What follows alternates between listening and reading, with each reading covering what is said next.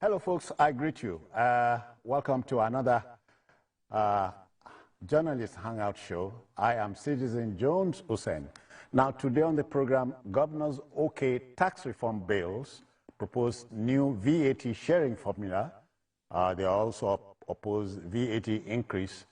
Defense headquarters blames external forces and local collaborators for terrorism surge in Northeast. And later in the show, we'll share this with you. PDP retains Anyanwu as national secretary following court order. Well, I'm hanging out with Tunde, not Tunde Abaton, I beg your pardon. Chris Kinde Wando is here. Chris, I greet you. It's nice to be here. Happy New Year. Same to you. And Ladende. Kinde Ladende. Kayode Ladende. It's the same Kinde Kayode. Okay, so the team is ready. I hope you are. All right, then, let's go. The first story. You know, the 4 tax reform bills sent to the National Assembly were going to lead to an interminable debate in the land. Nigerian governors, we can tell you, have thrown their weight behind the bills, just as they propose a new sharing formula for value-added tax, VAT. A communique towards this agreement was issued after a meeting of the Nigeria Governors Forum, NGF. Members acknowledged the importance of modernizing the tax system to enhance fiscal stability and align with global best practices. We're getting somewhere, Kayode. You know, it's a mixed feeling. For many financial analysts, they do not like the middle ground that was reached yesterday. But for the political class, and because we can't take them away from the table. No, what do politicians do? The politics. Exactly. So they should do what they are known to do. You know, so basically, I think if you look at it holistically, we have not seen the end of the matter. The bill is before the House. We know the influence this governor carry. We know they will have some kind of leverage on their lawmakers at the federal level who will still make it a law. And don't also forget the last leg, where the president will still give assent to the bill. So we have not seen the last of it. But I think I see a whole lot of political consideration. I see a whole lot of some kind of give and take in what they agreed on yesterday. For the fact that they agreed that this tax should be modernized is a way to say that, hey, we need to catch up with what is going on. And for the fact that the VAT is still quite a debatable issue, I think it has defeated the purpose for which this presidential committee was set up. But if that is the way forward, at least let us not throw the baby. The baby and the bath and the bath away. CKN, whether or not anybody likes it, that's the everyday Nigerian, the 4 bills, they remain what they are bills. So the negotiation continues. Yes, yes, negotiation continues. And I still believe that we are doing now what we ought to have done initially.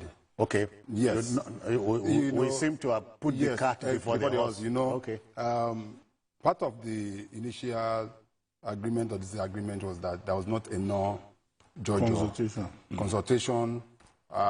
When NEC met, which was headed by the vice president with the governors, they came out with a resolution that there should be more consultation and that bill should be put in the cooler for some time. The president in his wisdom said no, that it should be forwarded to the National Assembly. So at the National Assembly, let everybody who has any idea come there and ventilate their idea. Those in opposition should come. Those that have anything to add, and that's the essence of public hearing. So the governors were really reluctant, especially those from the north. I knew that the governor of Borno was vehemently against it. The governor of Nasarawa State, Governor Sule, was against it. That of Bauchi was so combatant. So, especially from the north. But with due time, it seems like reasoning started prevailing. And I also believe that some of them didn't even have the time to read the bill itself to be able to see what the issues are. I cannot forget a ranking senator who said, I've not read it. And he has not read it, and he continued making pronouncements on it. But when they finally met, the governors agreed on the following. 50% is going to be for equality. Okay. Okay. 30% is going to be derivation from 20% as it currently stands. Yeah. Then population is going to be 20% from where a proposal stands. For that of derivation, what was proposed initially was 60%. Okay. So we are looking at, so they're talking about 30%, about 50% of that. And that is where the problem has always been, that of derivation, because let's take, for example, the idea is that most of the consumables are consumed in some of the states. The revenue comes to where another state, for example, Lagos. A lot of people have been saying that, oh, Lagos is going to benefit. The governor has come out and said that it's not. I remember, Kayode would remember as well, the governor of Kano, it was, who said, they say we don't drink beer and all that. Yes. That the idea behind this bill was to make Lagos richer. Lagos and rivers richer. That's what they're saying, but that is not because, let's take for example, most of the, what do you call it, the telecom companies, the headquarters are in Lagos. Okay. Okay. So what happened in the past is that if I make a call, I just came back from the east. If I make a call in my village of Obo in Imo State, that money comes to Lagos. Obo, is it in the map? No, it's my host. I'm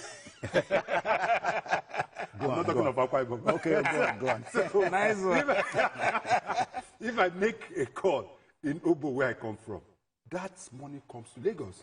But what this new is saying, the state where I made that call deserves something. Okay. Do you understand what I'm trying to say? A chunk. A chunk of what that is thing. So, because that is where the call is made. So, that is part of the problem. So, most of them didn't even read it. So, but I totally agree with Babake that this is not the end of it. Don't worry, we are still going to the National Assembly. Yeah. What has been agreed with some kind of proposals, but the public hearing will still be held. Yeah. People will still come there to be there. Whether the National Assembly will totally agree with the governors and the agreement reached is yet to be seen until we go to the public hearing. Mine, Kayode, is the fact that all 36 governors are on the same page. Yeah. So we are getting somewhere. You see, you know, the one good thing about journalist hangouts is that we don't get bamboozled by the headlines. We take it deeper. Yeah, yeah. You see, give context exactly to the story and clarity. Because, for example, now, I asked our correspondent who covers the NGF, where's the video, where are the things? So we see that this narrative, we are going deeper now, this narrative is being championed by not all the governors, I can tell you for free, because we try to speak to some of them. Can you come and speak? Some of them will say, keep it quiet for now. We have seen some of them who will tell us that it's not the holistic representation. So we are still waiting to see what really transpired. Because this whole debate... There aren't too many rivers to cross now. Exactly. So for me, I think we should wait a bit. Okay. Let's have the Presidential Committee also address the media. Let us know whether they have also agreed with this communique that is being released. Yeah. Let us have details. Let us ask questions. At least they should meet somewhere in the middle. Exactly. So for me, I just feel that good. I don't think they will come out to the public. The Presidential Committee will come out to the public and say the governors lied. But I can give you that Taiwo Yedele will be on TVC again, probably to also tell us what happened inside the room. Yeah. So to really give full context to what transpired. Yeah. But for now, let's go with what they've said. But like we said, it is not yet a law. Yeah. There are stages to still be crossed. And until we find out, like he said, whether they put the cart before the horse or the horse before the cart, the bottom line is discussions are being held. And people are having a judge. We know that there's a horse, there's a cart. For me also, the positive coming out from that meeting from you also, the agreement not to raise VAT. Okay. Yeah, that I totally agree. Yeah, not to raise VAT. Because presently we run at 7.5. 7.5. Yes, percent. I think there was a proposal to take it to about 10%. Yeah. That in itself is going to have serious effect on the prices of goods and services and business. And I totally, from onset, I totally disagree with that. In fact, I was thinking that we are going to come down from 7.5 to 5% that we were used to. Because by so doing, a lot of pressure is being mounted on businesses in Nigeria. Yeah. But when you look at that, the current proposal has been, we are told, I've not read the whole lot, that any business beyond 50 million naira turnover, that will not be taxed. That, for me, is a very good one. That means a lot of incentive is being given to the SMEs, because the engine room of the economy is the SME. Yeah, yeah. If the SMEs don't thrive, then that is the end of it, because you look at it, if you look at the private sector, look at the public sector, you look at the SMEs, consume close to about 80% of Nigerian economy. That baba you are seeing, that seamstress, that organizer, that woman selling pure water, even the one carrying pure water on the street, and those are the ones who constitute the SMEs. So that is why we have always said time and time again, the issue of power is very, very fundamental. The issue of electricity is very, very fundamental.